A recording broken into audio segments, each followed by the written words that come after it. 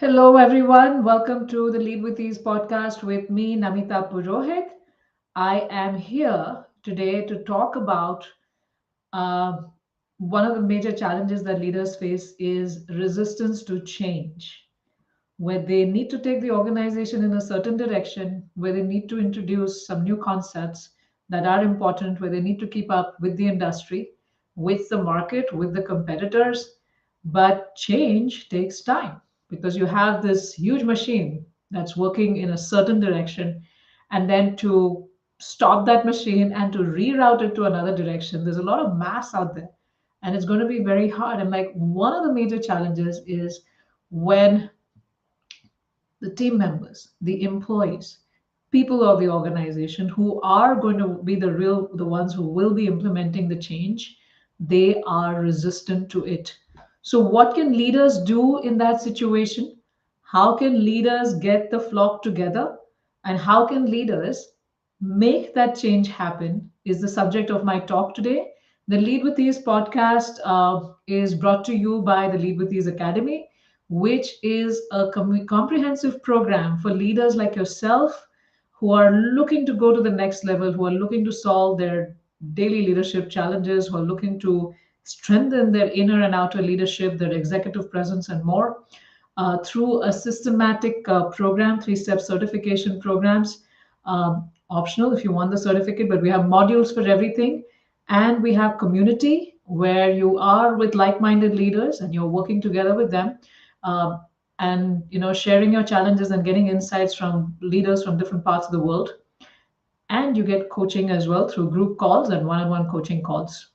So this Lead with Ease Academy is the sponsor for today's podcast. And now I'm going to get into talking about the four things that leaders can do to excite change, to bring about change in the organization as needed to get everybody on board. And the first step that we're talking about today is about the aspect of change management that we're talking about today is about helping working through the resistance that you're feeling through change. And let's look at the first step. The first step is to identify what is the root cause. What is the root cause of that resistance? Why is your team, why are the employees, why are they pushing back? Why is your mid-level management pushing back? Or maybe they're not courageous enough to push back. They don't want to be out in the open, but they're not cooperating. Things are moving slow, sluggish, and even that's a form of resistance. Now, what does that do to you? Now, when you as a leader are faced with something like this internally, there could be many things a leader goes through. And one of them is to feel insulted that, oh, my authority is being challenged. My orders are being challenged, right? That's one of the inner scripts that could be going on inside of you. A second thing is a crisis of confidence that could come into the leaders where you're feeling that I'm here to uh, help my team and I'm here to take this organization. I think I'm doing it right, but I'm getting so much pushback because we all have some slight need for validation outside. Now, when you get pushback from the outside, from your team, it can shake you at the core. And the leader needs to identify first what is that external resistance doing to them. And they need to work on these things, work on overcoming these things, and show up with confidence in front of their people. And also express to them that, hey, I'm trying to take this over here, but I see there's so much pushback. So, it gets me wondering if I'm in the right direction, but I'd like to understand more. Yes, so it's okay to be vulnerable. In fact, they appreciate that. They're like, oh, this is a thinking leader who is in connection with their own feelings, and they will connect with me also, right? And what could be the root cause of the resistance that's coming from them? What could be some of the things that are going on? What are some of the concerns that are going on inside of them? And unless those are addressed, uh, you won't get their participation. Yes. So the first step is what is the root cause? So what could be going on inside of them? Maybe there is some new technology that you think needs to be embraced. But the people on the ground who have been using a certain technology system can see it's not just, oh, I don't want new technology, I'm used to the old stuff, but they are telling you that no, these are these 10 reasons why we should not go into this direction with this new stuff that you're proposing. And that is something that we need to listen, right? It's not just that they're pushing back because they don't want to implement, that they don't want extra work, or or they feel, sometimes they resist change also because they feel that they'll become irrelevant if this change happens. Then my position um, will be in question. If we change the way the organization does this, then I'm responsible for this particular function. And if the organization changes this process, changes this technology, etc., then my job is useless. I will be fired. That's another thing that could come up. Now, somebody else may have built their entire promotion on a certain platform, their entire career trajectory. And now, when you're bringing about some changes, they have nothing to show for, right? Once those new changes have come in, because the all the old stuff that they did is becoming, not something that they can showcase anymore, to when these new things come in. So some of these concerns also go on, and sometimes they're just tired. They've gone through one, like from in the tech world, they've gone through one release after the other, or in another industry, they've gone through one stressful deliverable for the company, and they've done it with great joy and determination and support, and then given it their all. But then, like, to continuously do that cycle after cycle, they're getting burnt out, and maybe they need some time off. So try to understand. One thing is, assess your own inner dialogue, like what does that resistance do to you, and you need to work through it so that you can show up as a leader that people want to be led by. And the second thing is to identify what are their root causes of resistance. Now, as you work through that, the second point that comes is open communication, right? And you'll be like, Namita, I've already communicated the benefits of this whole program. I've already communicated why, this change is important for us and why it's good. I mean, what else can I communicate, right? What we else need to communicate is their inner challenges. Externally, they may agree with you that yes, all of these things need to be done, all of these things need to be taken care of, but internally, they're still dealing with those challenges that I talked about. And as a leader, take the time to know each person, like your next level of, at least two reports for you, two levels of reports for you. Try to understand what's going on for them. Try to understand what challenges are going on for them. Address those challenges. Hear, listen. Communication is not just about you going and speaking what you need to tell them and explain things to them, but to also listen for what are some of the things you're going to do. Once you listen, then what are some of the things you're going to do? They should have the confidence that my leader is listening to me, understanding my challenges, is willing to go back to the drawing board, reassess the plan, and come back to me in a way in which it will address some of my concerns. And a lot of the resistance you can just dissolve by actually just listening to them and allaying their fears. Some of them may have unfounded fears about losing their job, losing their position, becoming obsolete, becoming useless, losing their power and authority.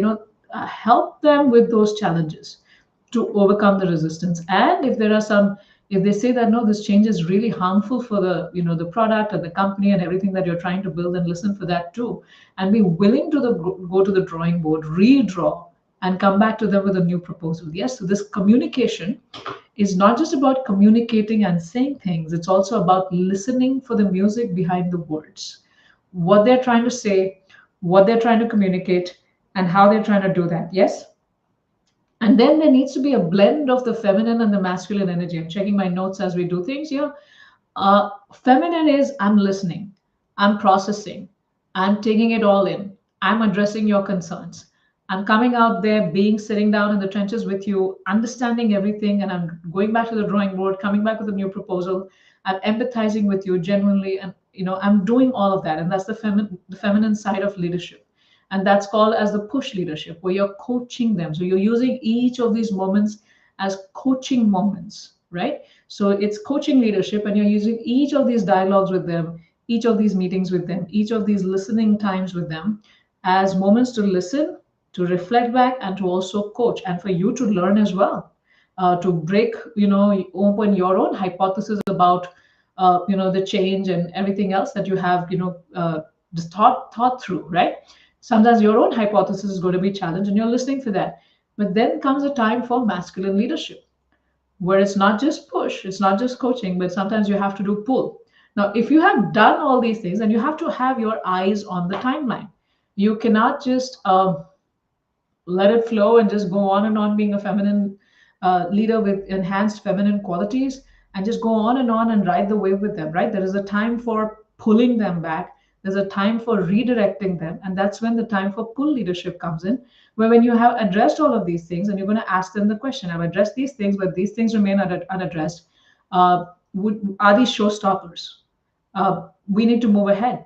And if they don't agree with you at that point, you have to assess in your own self and along with your team of leaders whether these are showstoppers. And if they're not, then you want to take things forward. You want to get the team together to start moving towards that change, and not belittle those the so-called showstoppers, which your team thinks, but tell them and have a dialogue with them. I have made a note of these things.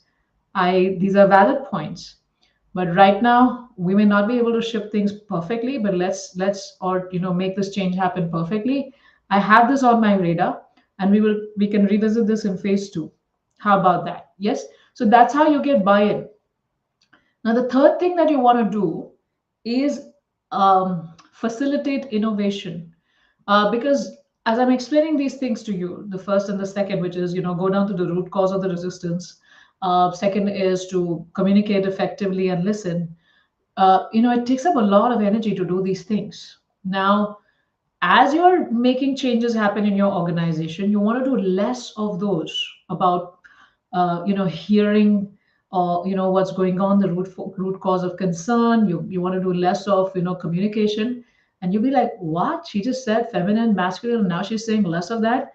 No, the reason I say less of that is because when you do point number 3 really well, and right now may not be the time for that, but when you do point number 3 really well, what's going to happen is that, which is innovation, you're encouraging them to take charge. You are giving them that supportive environment where even if they fail when they're trying out new things to better the product, to better the processes, to better the organization, to better the customer offering that we have, our service to the customers, etc. When you're giving them that room for innovation and the space to fail, you see a lot of change is going to come from within the organization. And it's not even, you don't have to pull much. And you don't even have to, you'll be more in the push role. But with those little pushes, when you're empowering them to innovate, a slight push is going to go a very long way, a very, very long way. Yes. So are you in your organization, have you enabled a culture of innovation where change comes from within, where they feel that they're the owners of that product and they want to ship this fantastic thing? They have that innovation mindset for it, and then they have the freedom to do that. And along with that innovation, naturally comes ownership. You can't shove things down people's throats, but when they are innovating, they are creating, they think, so they think that the product is theirs. So ownership comes hand in hand. And then you don't have to worry about getting their buy-ins. You don't have to worry about figuring out what the resistance is, because there is no resistance. They are the ones who created that whole desire for change. They are the ones who made that change happen. And therefore, the fourth point, which is ownership, is very important. Instead of you leading the way and you, doing the pull model of leadership, you want to identify them as owners. You want to give the ownership of the change to happen to them and let them do it in their most creative and innovative way.